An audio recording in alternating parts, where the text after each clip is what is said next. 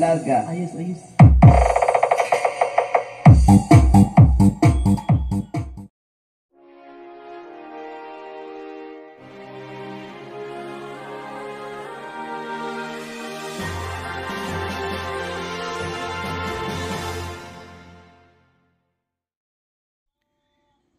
Welcome back mga lods. Magandang gabi at maligayang pagbalik sa ating munting channel mga lods ano. At yan. At magandang buhay sa ating lahat at maraming salamat at dito magsasama na naman tayo sa isang content at kung na yung nakikita sa ating harapan, meron tayong Ace LX20 power amplifier galing ibang technician.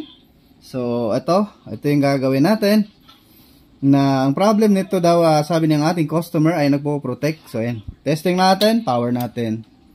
So yan yung problem, sabi ni customer ang niload niya dito is tweeter lang ano.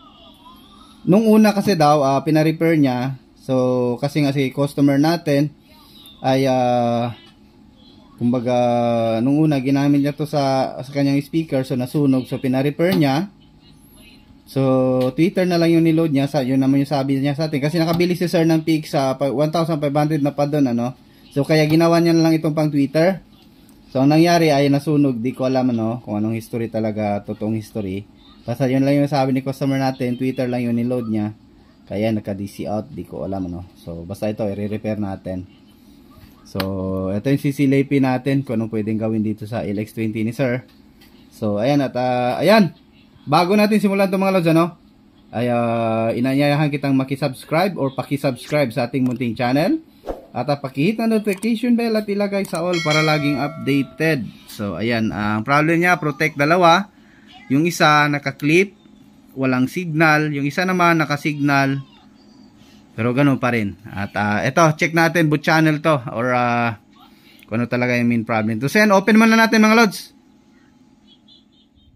So yan mga lods, na open na natin. Grabe, boot channel mga lods ano.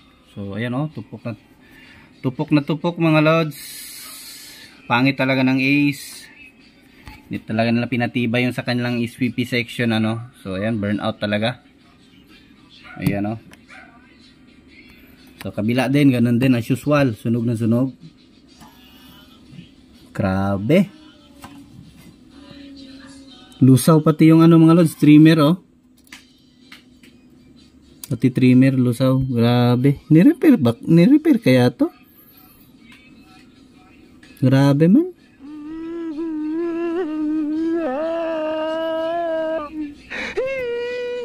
Tingnan nga natin kung bakit dalawang channel yung nasunog.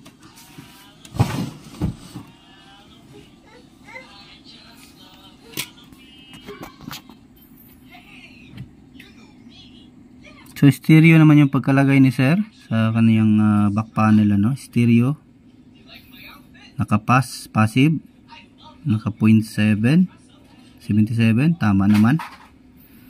So ito yung problem talaga ng mga Ace. Ito nasobrahan lang na burnout. Grabing DC out nito. Meron akong i-advise sa inyo mga lods ano, dalawa lang yung cause ng ano ng LX20 kapag ka na burnout or nasunog ano, na burst talaga to. So kapag ka ano gagamit kayo ng ano maliit na speaker or mababang watts. So, yung po yung magkukos na mas pag nasunog po yung speaker na yon, magba-backfire po yung ano doon. So, dito po pupunta ulit sa kanyang main amplifier. Kasi nga, gawa nga ng design kasi ng LX20 ay walang fuse. So, wala kang fuse na makikita mga lods. Direkta talaga sa kanyang transformer. Dito, direkta dito sa kanyang main filtered capacitor. So, yan yung mangyayari. So, hindi safe yung ano mga transistor, ito ubos to. So ayan, mapapagastos na naman si customer nito. So ayan, subscriber natin yan si sir. So makikita niya naman yung video nito. So ayan sir, ebidensya, malamang sa malamang ubos na naman to. So burnout na naman tong ano nito, mga output transistor. So kaya may mga LX20 dyan, habang hindi pa nasusunog, lagyan nyo ng fuse dito sa wire. Dito mag fuse holder kayo, kabila fuse holder din ano. So malaki kasi si ano, hindi lang sana ano si sir, pwede naman sana to gawing 737, gagamitin na lang yung heatsink ano. So yung ano din, yung 4 pierce na 737, sa tingin ko mas maganda pa ata yung mga lods ano. So yan, sunog na sunog talaga, grabe. Picturean nga natin para may pakita tayo ni sir. So may markings pang nilagay. So yan, tanggalin na natin yung board mga lods para ma-check natin at matanggal na natin yung lahat. Ano, kung tignan natin kung ano pwede gawin para maging matibay ito.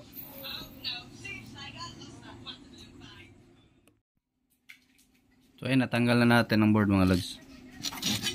Maraming burnout to. Ito talaga malala oh. Grabe.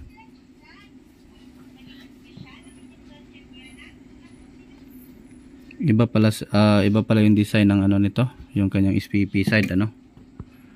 Ay walang 6.2 volt na para magko-control sa DC out para mag-trigger sa ating relay na mag-shutdown. Grabe. So recondition natin to. Ano, putok na putok mga lods oh. Di na-cancer na yung ano. So ito, bubunutin natin to lahat ano. So check natin yung mga output transistor nito kung ilan pa ang nasalbar or ilang piraso pa ang buhay. So ito ata yung itong ano na to, channel na to ay walang ni-repair. Siguro nung una ito lang ang sira kasi nga ayan oh, yung resistor natin pinalitan nila ng ganito ng resistor ano. So ito ngayon, dalawa na yung nasunog ulit. Nasunog na naman ulit yung inayos nila. So kaya ito. So ayan, continue lang tayo. Tanggalin natin lahat. Mga lods, ito continue tayo sa ating ginawang LX20. So ayan, hindi umabot sa inyo sa nung December. So January na, sa New Year na. So ayan, dumi ng kamay natin. Ito, at meron akong i-share sa inyo no. So may sasabihin tayo sa inyo kung if ever meron kayong mga nire-repair ng organito na LX20 ano.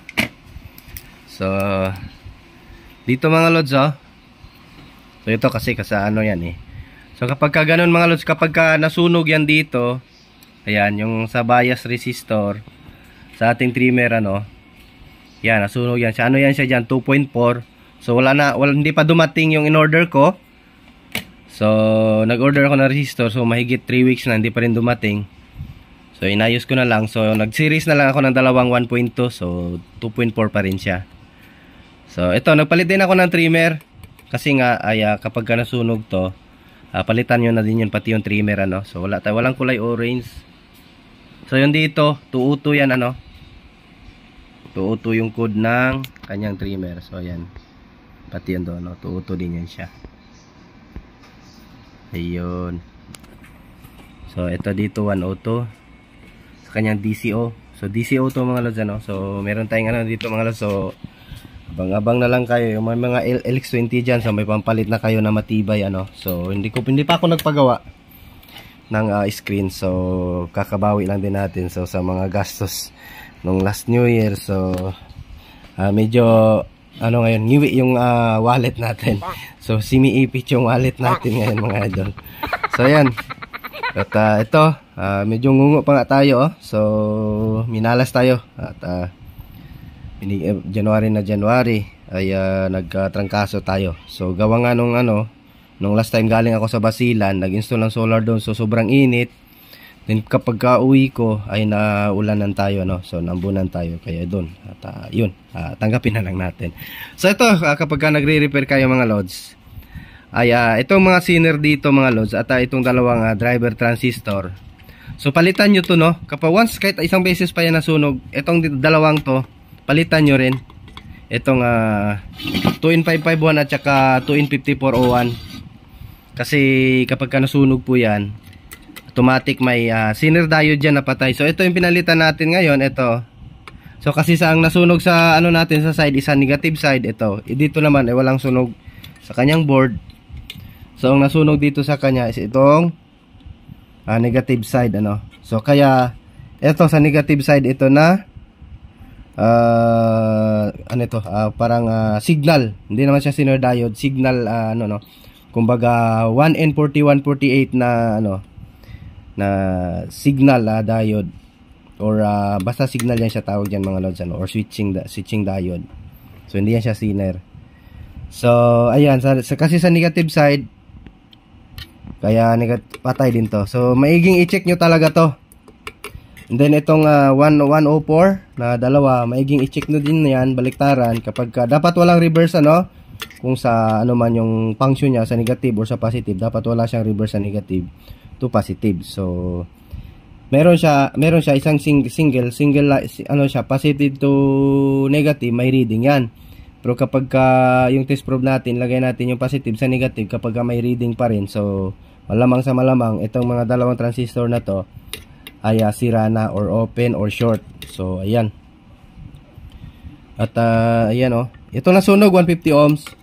So lahat ng 10 ohms pinalitan natin, bago na yan. Ito mga ano, resistor, bago na din to.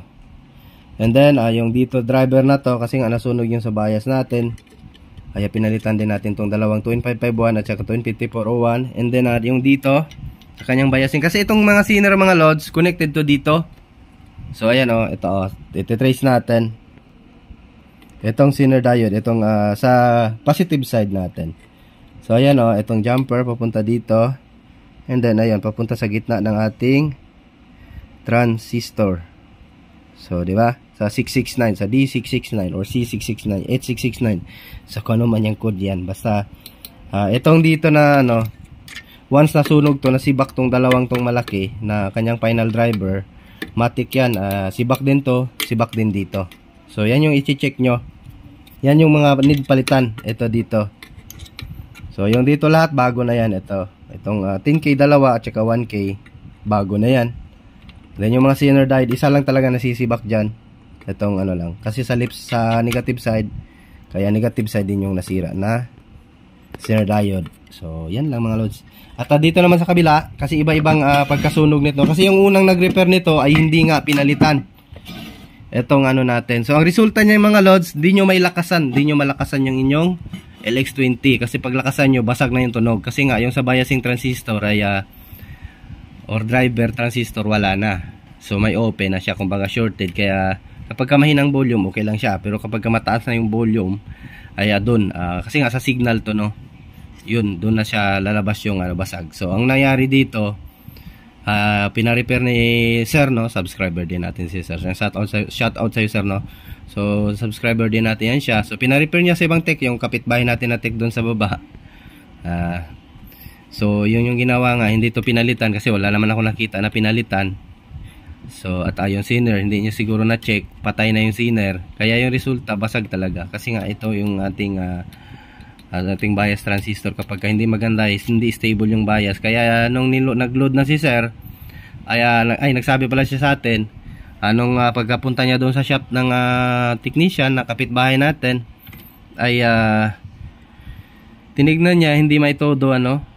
So yung volume ng kanyang yung master volume ng LX20 ay hanggang alas 9 o'clock lang. Kapag tinaas pa daw konti ay basag na yung tunog. So yung pagkabigay sa kanya, pag-testing niya sa bahay, ayun, sabog. So sunog ulit.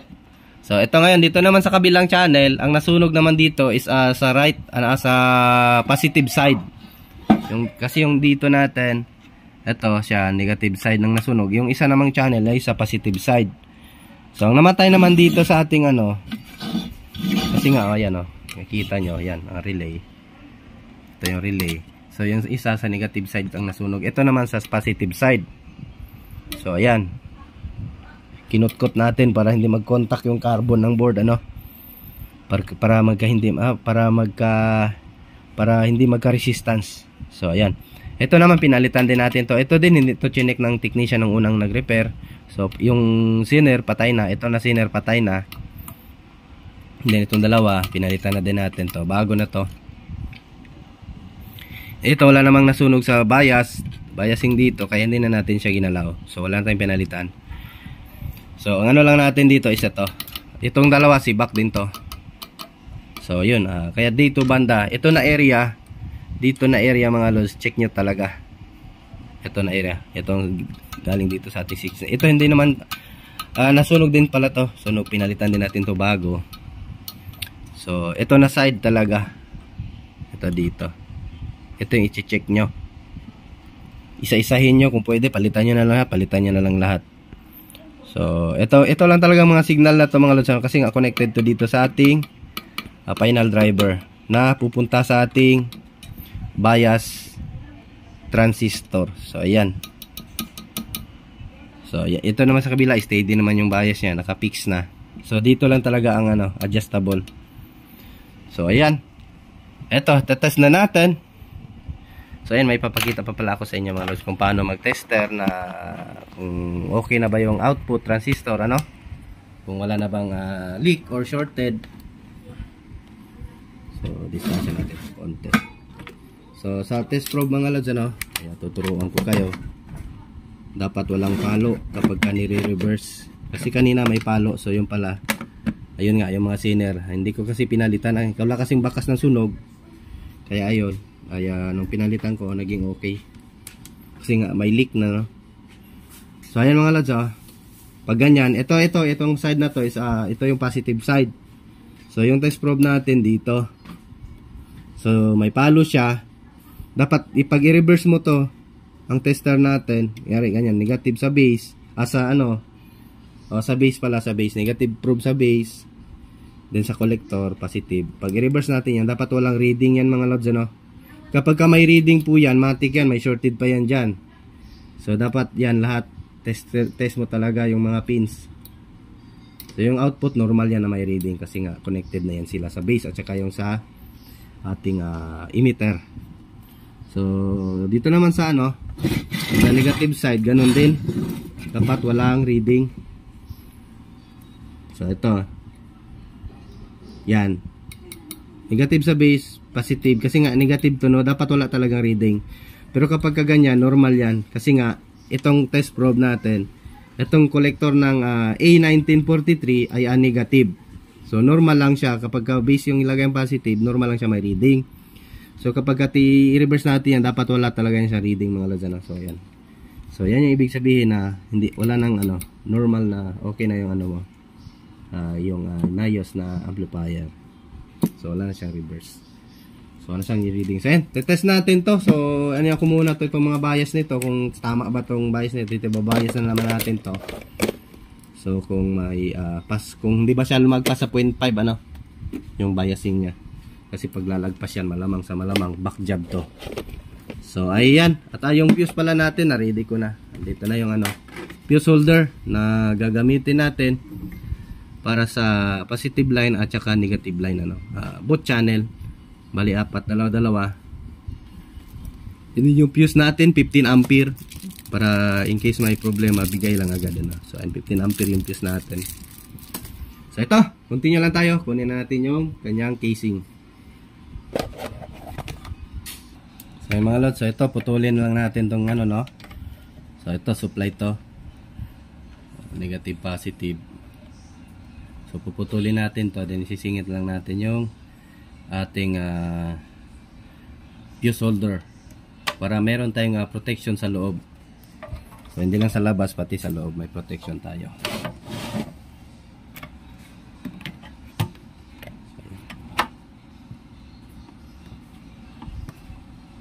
Wait lang, ano ko muna yung cellphone natin ng maayos.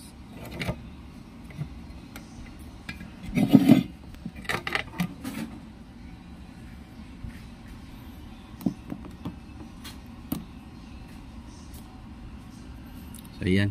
So, ito puputulin natin. Nilagyan pa ng markings para hindi malito. So, dito lang mga lods, ganyan. So, putulin nyo lang itong negative. Putulin nyo rin. So, and then yung ating fuse holder, sana yun? Dito.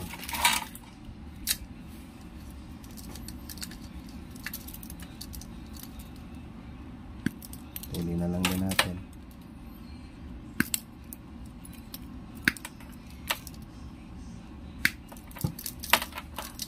So ito na mismo sa loob, tanggalin natin. Dapat yung may spring yung dito sa ating yung maiiwan So yan, tanggalin nyo lang. So pasok nyo to dito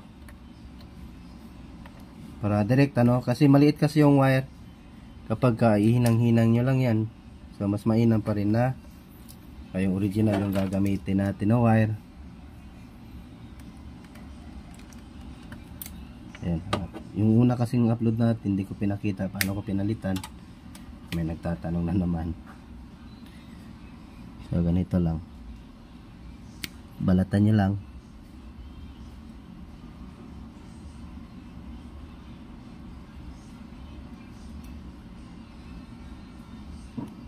Ayun, tanggalin nyo lang yung balat. So nag-slow na naman yung cellphone natin,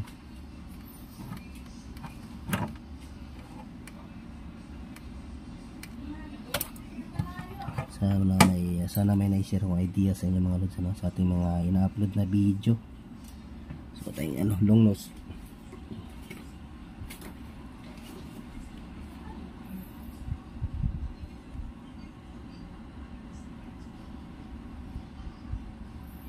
So ayan, hinangin nyo lang mga lods. So ayan yan, mahaba yung video natin, makikita nyo kung paano natin ginawa. So ayan, at kung hindi ka pa nakasubscribe dyan mga lods, subscribe na. So hinangin lang natin para magdikit yung ating pinaka wire. Ayun. Yun So mamaya na yung mag-chat-chat dyan. Delay yung cellphone natin. Ayan hininang na natin. So matibay na yan. So hilain lang ganyan. Ayun may fuse holder na. So yung itim na naman.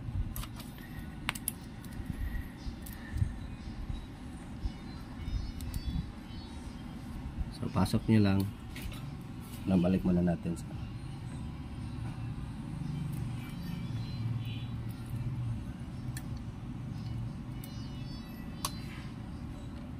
yan, ganyan.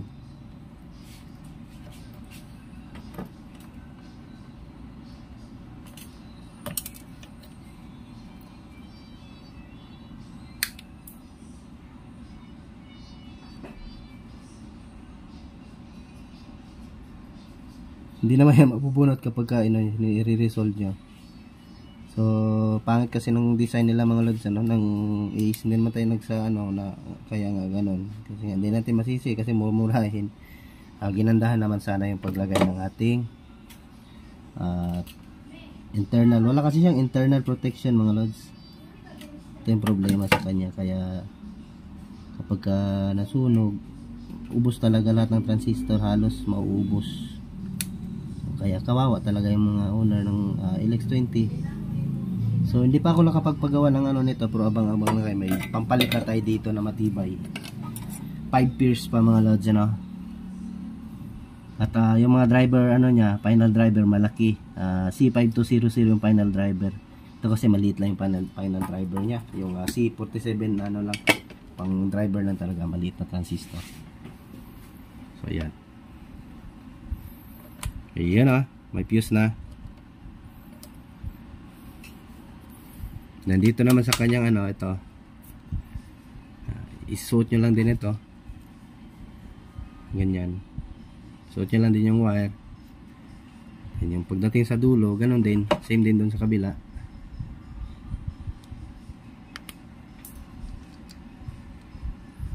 So open nyo lang yung isang niya, dulo.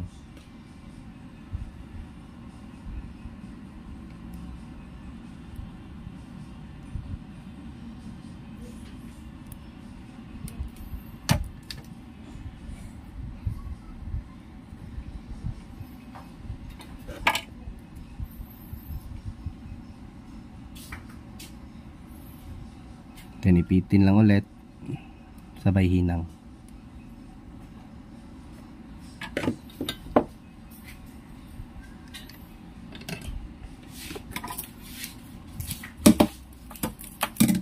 So in case masunog man ulit ay hindi na lahat masusunog ano, konti na lang yung masusunog na mga components. Kasi nga mag-activate tong fuse sa loob ay automatic masusunog ano. So ganyan lang mga lods. Ayan oh.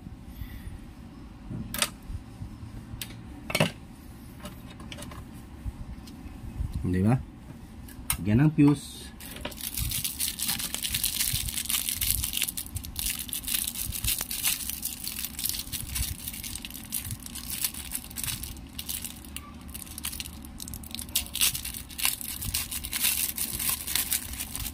Ito yung remote oh. 15 ampere lang fuse ilagay mga lods ano. So ito, sana yan. Yan, dito sa kulay black lagay. Yan, ayan, may fuse na siya. Ikot lang, higpitan, ayan. May fuse na, sa kabila na naman. Pasok lang ulit. Lagyan ng balatan yung wire. So ayan, sana magustuhan yung video natin mga lods.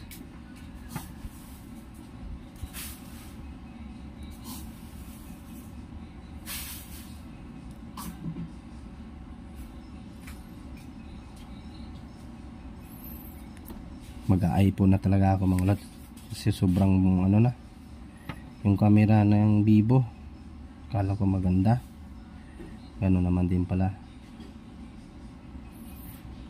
pang vlog pa daw sabi nung binilang ko no, kaya nainganyo ako bumili niyan kasi nga pang vlog.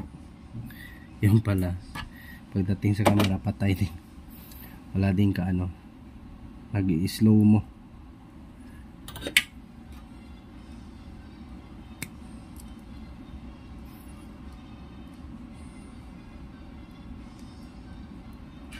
Yun, hinang din ulit.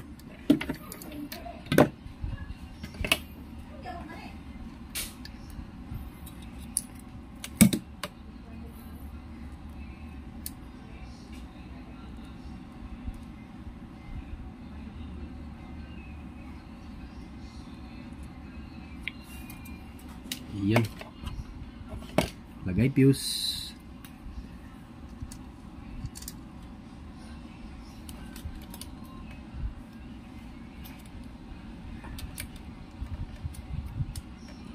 Ayan o. Meron ng fuse holder.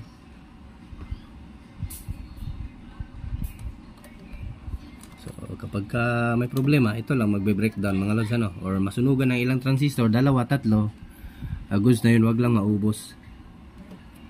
So ayan, push ko na lang. Pupush ko na lang yung video natin para hindi masyado mahaba. Tutuloy natin yung kabila and then nang makapag-bias din ako para ma-audio test na natin ano. So ayan, push ko lang yung video natin mga lods.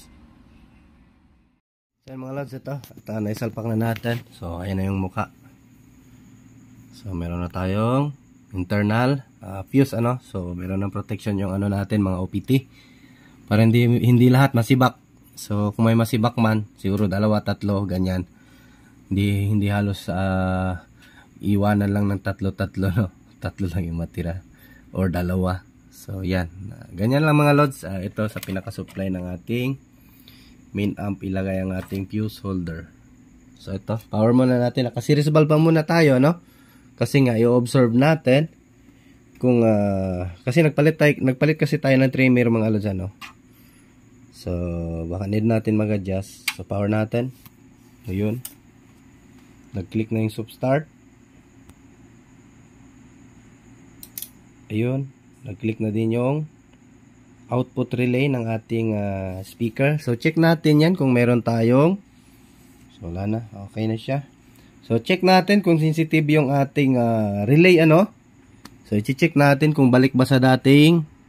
So dito mga lods, so kapain nyo yan oh.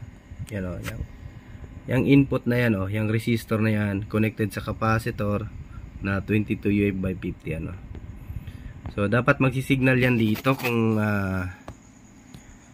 may ano na no, kung may okay na yung ating amplifier. So yun. And then try natin i-long press kung magpo-protect yung relay.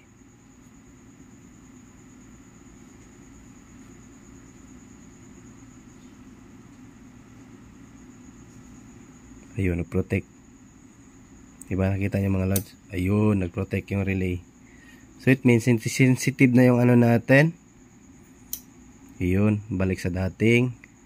Kabila naman. Dito rin, dito pa rin. So, kapain natin kung may signal na. Ayun, meron naman. Then, long press natin. Yun, nag-protect. So, ayun. It means, goods na to. So, tama lang yung ano natin. Check natin kung may out na DC out, no? So, wala naman, goods na goods pa na, goods na yung ano niya, pinakailaw. So, dito na naman tayo sa kanyang output. Check natin. May DC, no? So, yun, wala naman. 0. Kahit ilagay natin to sa milliamp. Ito, milliamp.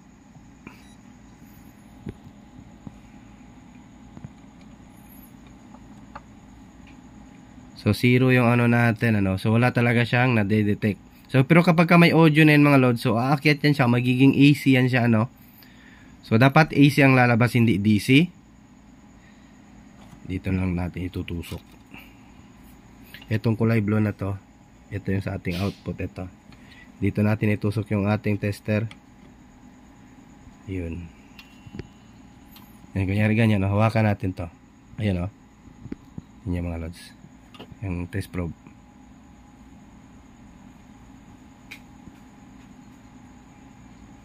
Diba? Pero dapat kapag itusok natin yan dito sa ground, ay walang mariread. So, ayan, di ba? So, it means 0 yung offset natin. Yung pinaka-DC offset natin ay 0. Pero kapag body ground ng tao, ayan, may ano tayo. So, it means may ground talaga tayong tao, no? So, may kuryente tayo sa katawan. So, sa kabila naman,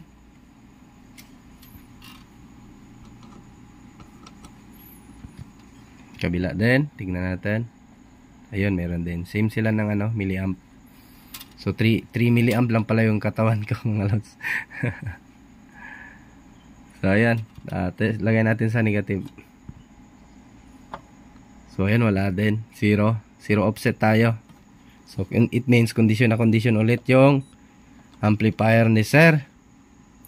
So, DC tayo. Tignan natin. Ayun, nawawala. May ohms naman, tsaka nawala. 0. Balik sa kabila. Then test natin. So 0 talaga. So it means goods na ulit. Ayun. So itetest lang ko muna to ng ganito nang walang audio. Then kapain ko yung mga heatsink kung umiinit ba or hindi. Kasi kung umiinit yan mga lods, it means yung ano natin, yung bias natin, ito need natin i-adjust. Ito yung kulay orange, yung 202. So yan yung need natin na adjustan konti, ano.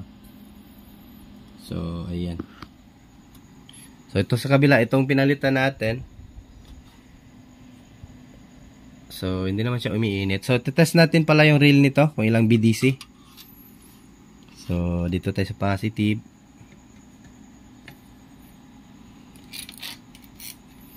Then yung negative natin.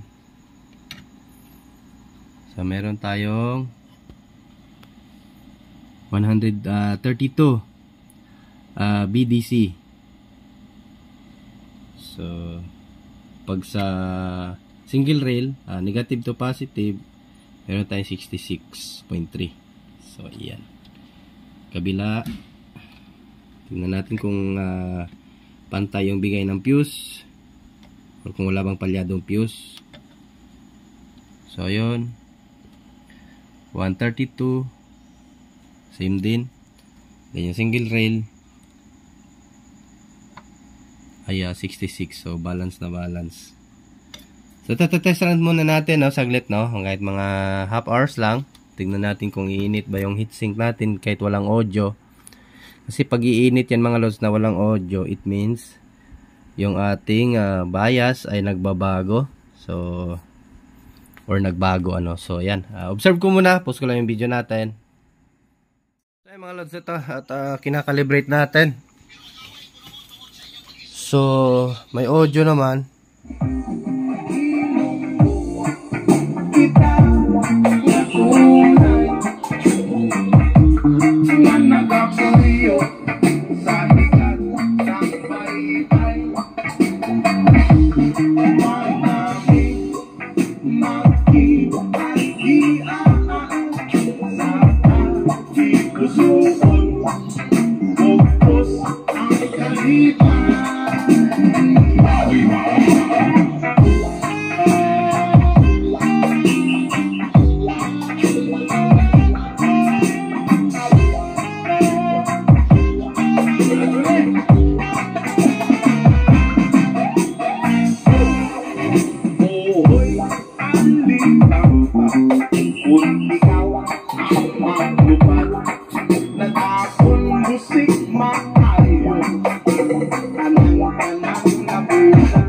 So try natin sa kabila mga lods, ano, try natin sa kabila. So lipat natin yung speaker natin. So meron akong concern dito sa dalawang ano na to, dalawang main amp na to. So sa kabila okay naman, tumutunog din.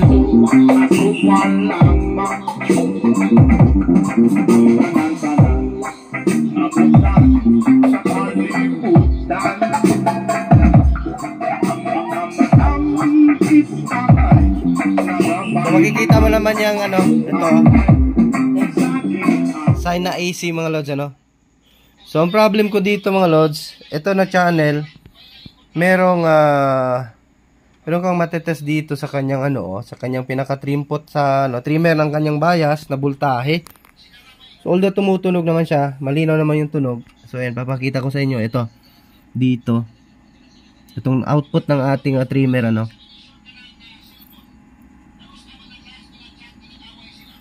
So yun, meron tayong natetest na 1.132 volts. So sa kabila naman, ayan, kabila. So meron tayong natetest na ano lang, 0.9. So tatingin ko need natin ibaba tong kabila. Kasi itong channel na to yung inayos natin, pinalitan natin ng trimmer, ay hindi gaanong umiinit mga lods ano. So kalmado lang siya. Itong kabila, ayan o, mainit na yung heatsink nya. Dito kalmado pa. Hindi gaanong umiinit mga lods. So 0.9 yung kanyang bias ano. So at saka dito din mga lods, hindi balance yung voltahe ng ating pasok sa ating main driver. Dito meron tayong 64.4. So dito yan na sa output ng ating trimmer na isa sa DCO. So meron tayong 64.5. So sa kabila naman ay meron din tayong mataas siya, 65.3. So dito 64. So same lang naman yung adjustment nila kung itataas ko naman siya. Ayan, papakita ko sa inyo mga lods ano, na i-adjust natin yan.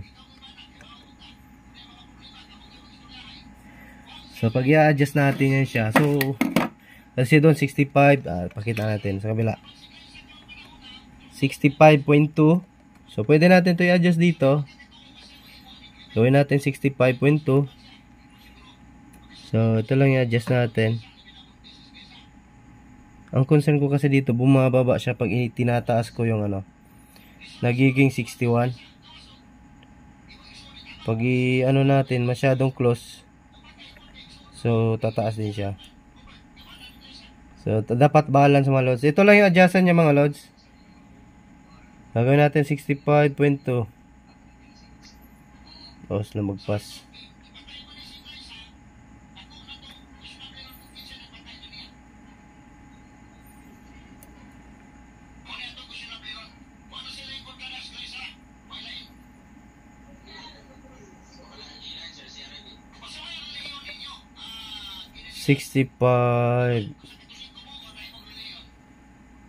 Dito kabila ay 65.7. Okay na siguro yan, din na nagkalayo ano.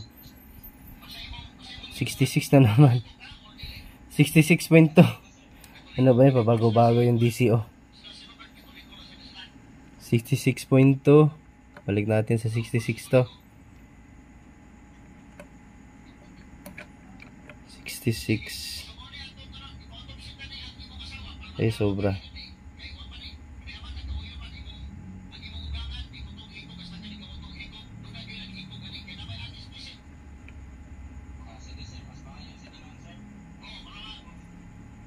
Ayun. 66.1. Kabila 66.5. 66. 66.1, 6.2. 66.4. So hindi na sila nagkakalayo, pwede na to. So ang concern ko dito mga lods is itong ano, may voltahe kasi siya na 1 mataas, no? 1.1. 0.9. So need natin ibaba to. Try natin kung kaya natin ibaba.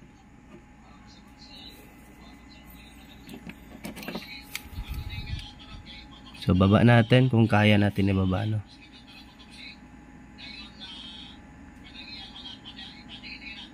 Up, tumaas. Tama ba?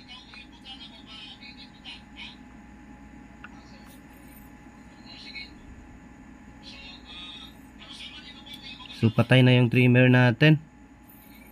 Hindi pa rin na ano. So naka-off na yung trimmer natin mga lods. So try nga natin kung may audio ba. Kabila. Testing natin.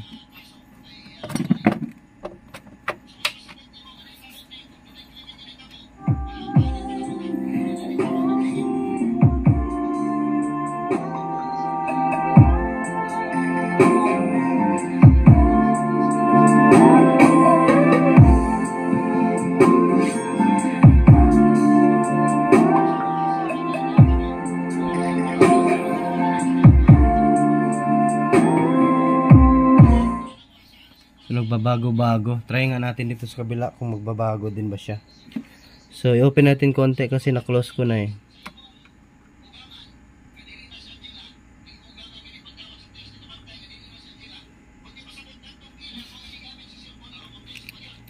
Balik natin sa 1 point. Kasi yan naman yung original trimmer niya, no? Kung ano man, papalitan natin yung trimmer ulit. So kabila tayo. So pagpasensya nyo na, need kasi natin makalibrate mga lods, ano, kasi nga gawa nga ng nagano to, baka magka short, masunugan pa tayo.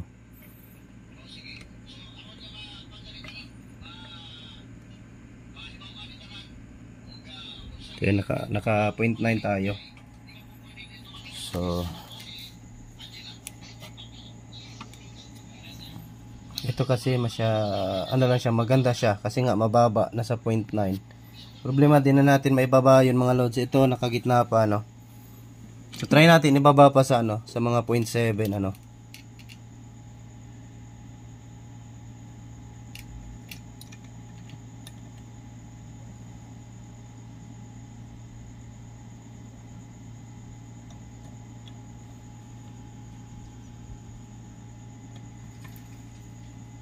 So ayun, hindi nga din nagbabago mga lods. O sa trimmer ata to, hindi sila pareho.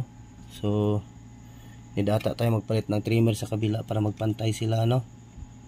Pero maganda siya mga lods, hindi siya nagiinit. Hindi umiinit yung heatsink. Ito kahit hindi ginagamit, umiinit siya. So ayan, oh, mainit siya mga lods. So ito kalmado lang, oh, malamig na malamig. So into ano siya, into DC.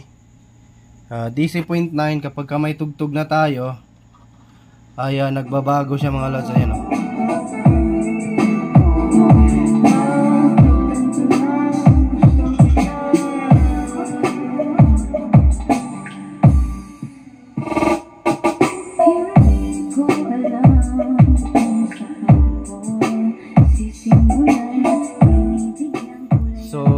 Maganda siya kasi malamig siya mga lods. So ito mainit na, oh. Kahit hindi siya ginagamit masyado, mainit siya. So ito yung concern ko. Bakit hindi ano sila? So baka dahil nga sa trimmer na pinalit natin.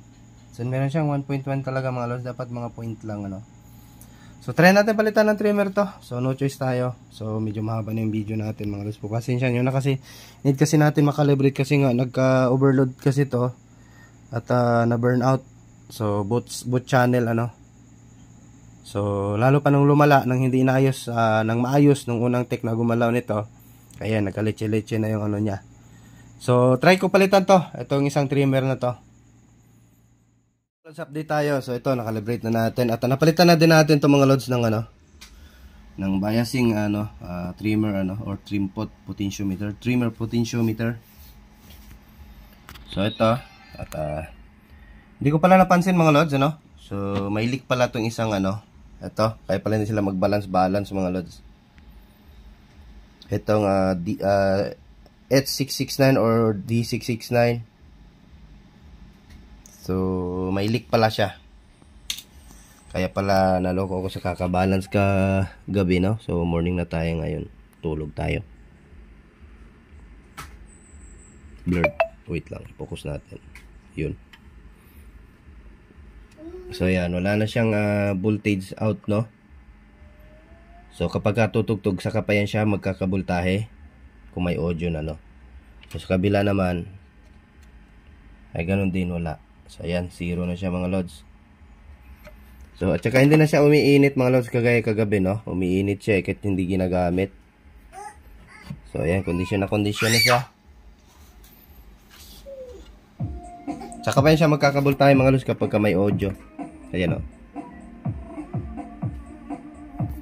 lakasan natin.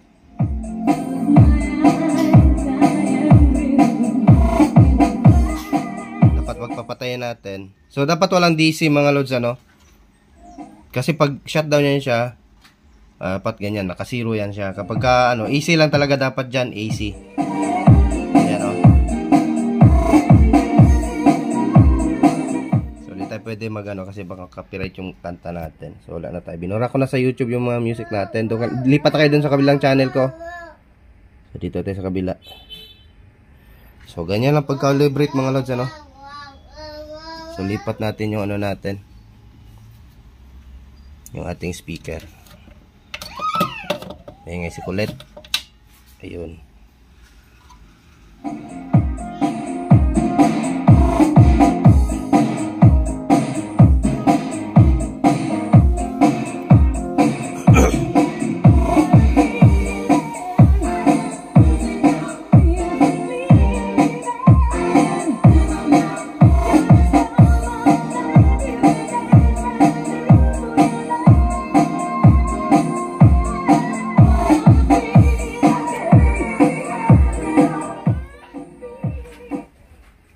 So, try natin sa kabila.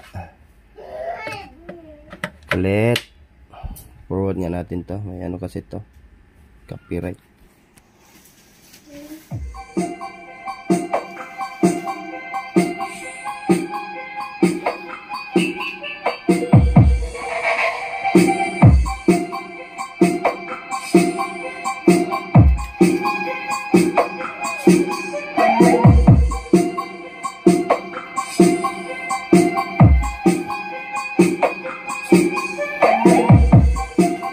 So okay na to mga lods at ilan na natin. So working good na to kasi calibrated na natin. At so yan. Ito, idikit na natin yung heatsink natin. So hindi na siya umiinit. Ito, kalmado na rin. Gawa nga siguro nung leak yung ating D669 So ayan, post ko lang yung video and then screw natin yung ating heatsink.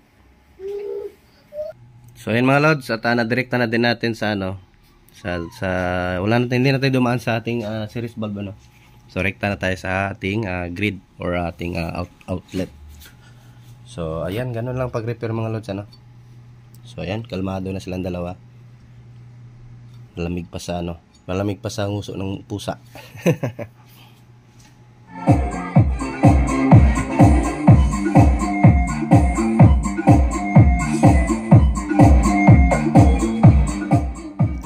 Tignan natin kung balance yung tunog nito.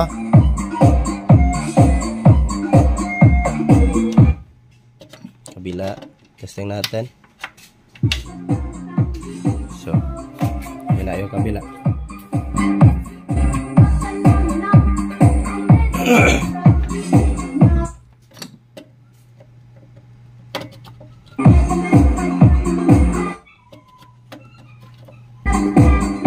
So, balance naman.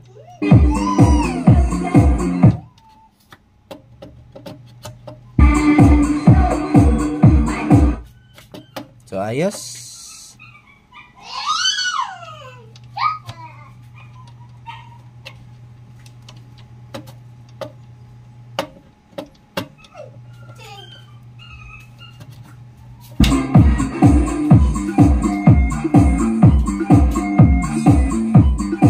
May copyright kasi na kanta.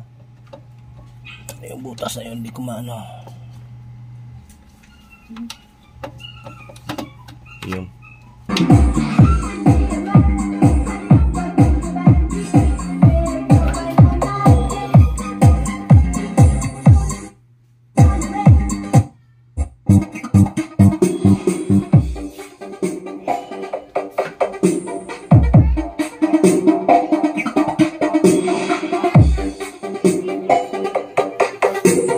So ayan mga lods, so balance na balance yung ilaw.